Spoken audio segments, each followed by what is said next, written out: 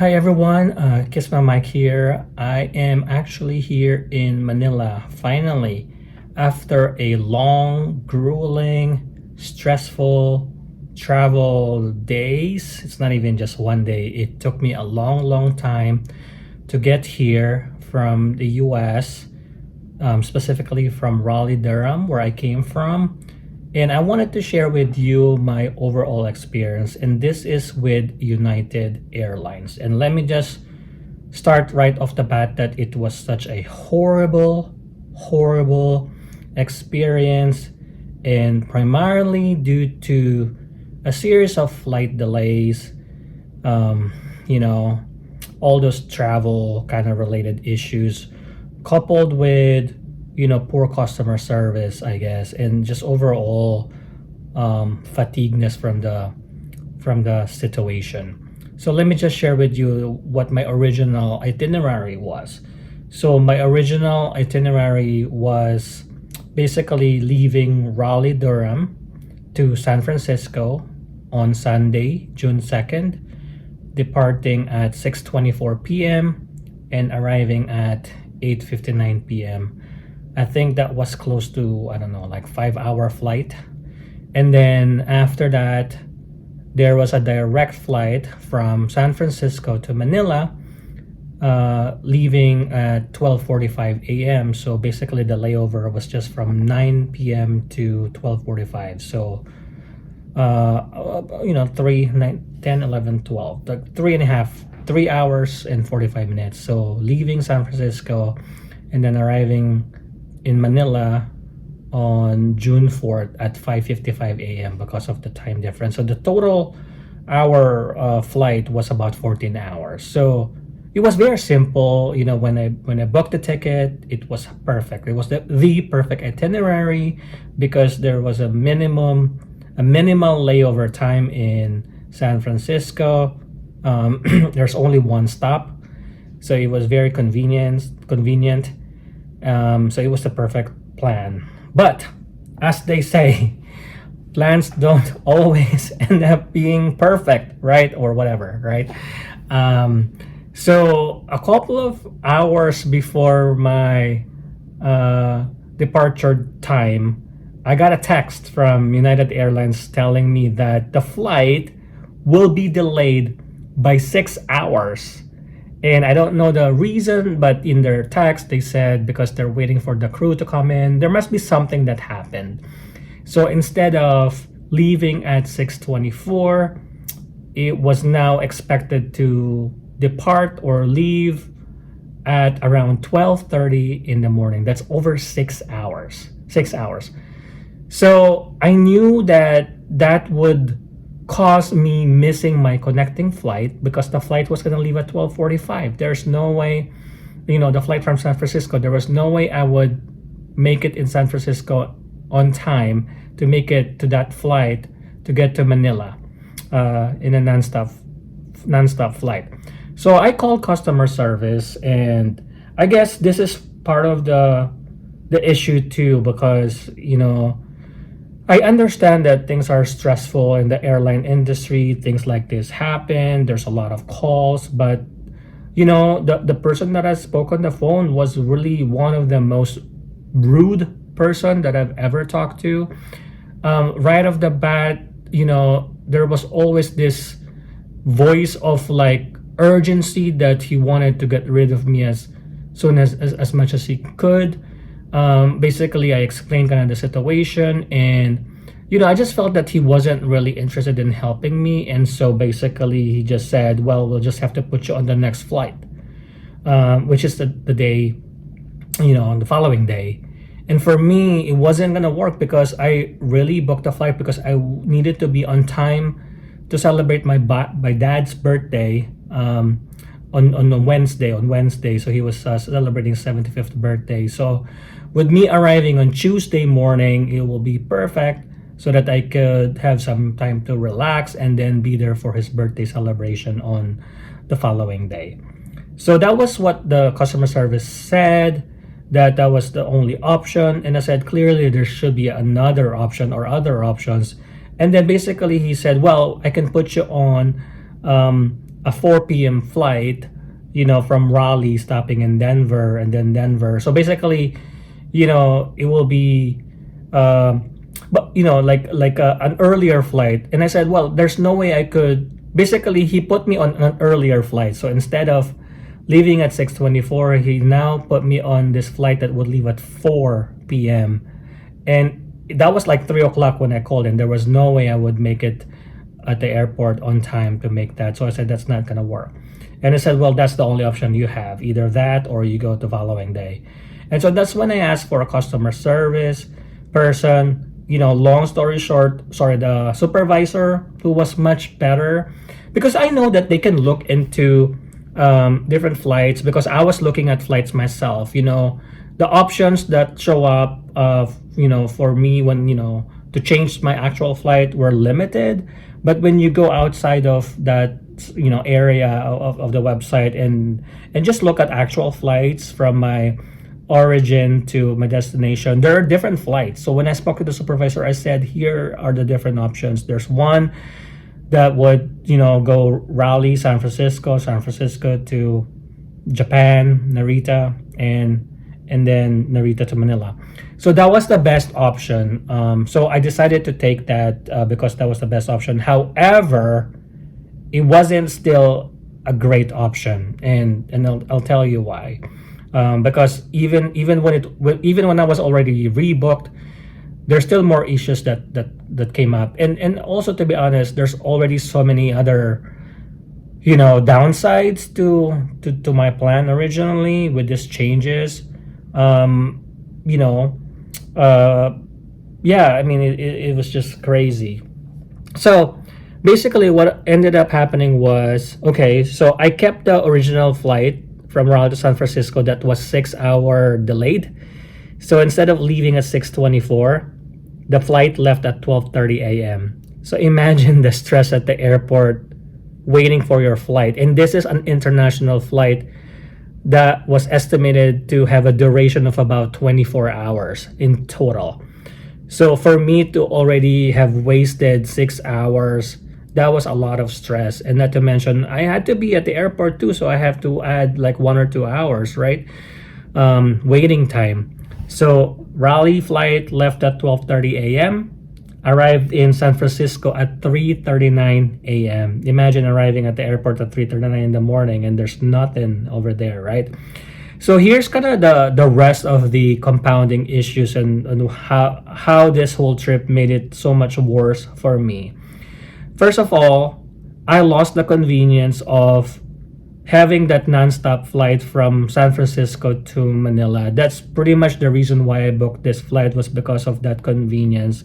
I don't want to have a stopover somewhere in Asia. I want the flight to go straight to Manila, so I don't have to worry about it, right? Even though it was longer, it's about 14 hours. So I lost that. So I went from just having 2 flights overall, Raleigh, San Francisco to Manila. Now I had 3. Raleigh, San Francisco to Narita, Narita to Manila. So that's already an inconvenience on my part to have to go travel one more flight just to make it on time. So that's the first thing. Here's the other thing. When I arrived in San Francisco, it was 3:39 a.m. The flight that I was booked or scheduled for to leave to Narita wasn't gonna leave until 12:10 p.m. So imagine, that's from 3:39, 4, 5, 6, 7, 8, 9, 10, 11, 12, like 9 hours of layover in San Francisco. So the second or third or whatever downside to this whole nightmare was, now I have a longer layover in San Francisco, over 9 hours. And at that point, I was already ready to cry because, it was just like the first 25% of my flight, and there's so much more I have to go through. There's still the Japan leg, and I'm just in San Francisco waiting for 9 hours. The other thing that I lost was also the inconvenience or the convenience of checking in my bags just once. When you depart in Raleigh, that's where they collect your bags usually, and then, or you drop off your bags usually. You can tell that I'm still a little, fussed about this, and I'm still recovering. Honestly, I'm so tired, and it was just so stressful. So as I was saying, um, the arrival time in San Francisco 3:39. So 12:10 was the flight I was booked on. So yeah, I had to check in my bag. So once I arrived in San Francisco at 3:39 in the morning, I had to get my bag. I had to get outside of the security, collect it, and then check in again. And of course, at that time, the airport, wasn't. I think they started allowing people to check in at around 5 in the morning. So there was still waiting in between. So basically, I lost that convenience again of not having to worry about my bags, not having to go outside security again. I was really about to cry at that point. So I just kind of went forward with it. I checked in, I finally made it inside the airport. It was a long flight, a long delay, so I was waiting there. Here's the other kicker, right? The flight from San Francisco to Tokyo was supposed to leave at 12:10 p.m. Guess what? That flight was once again delayed. So I'm like, what the heck is going on at that point? I started to worry and panic a little bit, but I felt like there was nothing I could do. I just have to figure out the best thing. But basically, at that point, I was supposed to arrive in Japan at 2:50 p.m. So, and then my connecting flight, Narita to Manila, was gonna leave at 5:15. So I have a good 3:50, 4:50, like an hour, 30-minute time, layover time to make it to the next flight, the Narita to Manila. But because of the delay, I think we were delayed for about an hour, or less than an hour, like 55 minutes. Now, it put us on a schedule where our expected arrival time was at 4:19 p.m. for a 5:15 p.m. flight from Narita to Manila. And this is in Japan.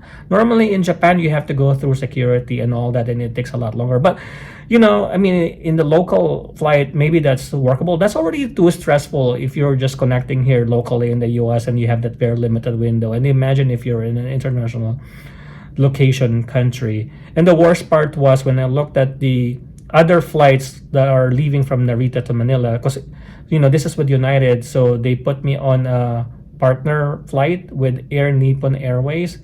That was the last flight they had from Narita to Manila, was from 5:15 p.m. arriving in Manila at 8:55. Otherwise, I would have to wait the following day, and that would defeat the whole purpose, because the following day was my dad's birthday, and I should have just did what the customer service said, I guess, that I should just accept the 1 day delay in this whole thing. So anyway, I'm in San Francisco. The flight eventually left, an hour, less than an hour later, 12:52. So we're in flight, we're en route to Japan. In the end, the actual flight, we landed, instead of arriving at 4:19, I think we arrived around 4:05. So it's still later than the original arrival time of 2:50. So I got there around 4:05. The good news was I didn't have to go through security in Japan, so it was just a quick transfer to another gate. It still took me like 20 to 30 minutes, because I have to see a counter and make sure I have the seat and everything. So overall, I made it to that Japan flight. 5:15, it left at 5:15 p.m. It arrived in Manila at 8:55 p.m. So overall, just looking back, I think that total travel time for me was close to 40 hours. Imagine traveling close to 40 hours, let's just say 38 to 40 hours. Seriously, if I missed that flight in Japan, that would have been my breaking point. I was ready to cry. Like, I was about to just cry, and like, but I guess I just wanted to share this experience, with United. I looked at the flight, like the I guess the on time rate for that flight from Raleigh to San Francisco, it's only 70%. So they're delayed or late 30% of the time. And so I guess if there's any takeaway from this is, hey, United, what are you doing? If that's your, I don't know, your, what do you call that? On time rate, maybe time to do something and improve it, because there's a lot of people that are being affected by this. I know that, there's always issues and whatnot, but there's probably things that the company can do as well to make it more effective, because I know that the 6 hour delay, it wasn't because of like a technical issue anymore. It was because I think they had an earlier, like they had to change the crew. I think the person the crew that were supposed to be part of that flight were already beyond their hours, so they had to bring in a new set of crew, and it took them longer to arrive, and that's why it was delayed. Because that's what it says in the text, that we're bringing in crew members. So maybe there's got to be a better way to bring them sooner when it comes to things like this. I mean, this is the airline industry, the transportation industry. That's really all. I don't know if I would recommend United again in the future. I probably would not, consider it. So I don't know, unless there's really no choice. But like I probably would plan a little better or something. But how can you plan better? These are things. But I just want to share that it's just been quite an experience being on the road or like traveling for like 38 to 40 hours. Delayed for 6 hours in the beginning, a 9 hour layover. That was like the worst thing. The 9 hour layover at the airport in San Francisco with nowhere to go. So, and then like basically 2 out of the 3 flights that I was in were delayed, and one of them was delayed by over 6 hours. I mean, is that acceptable?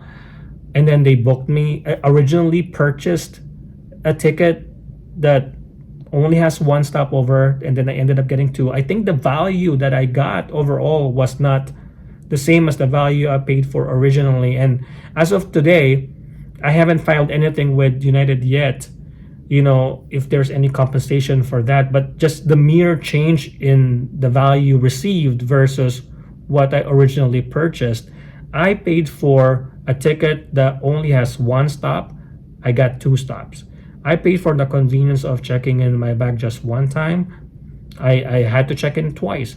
I paid for the convenience of only staying at the layover time, for a quick amount of time, but I ended up there for 9 hours. There's just so many compounding things.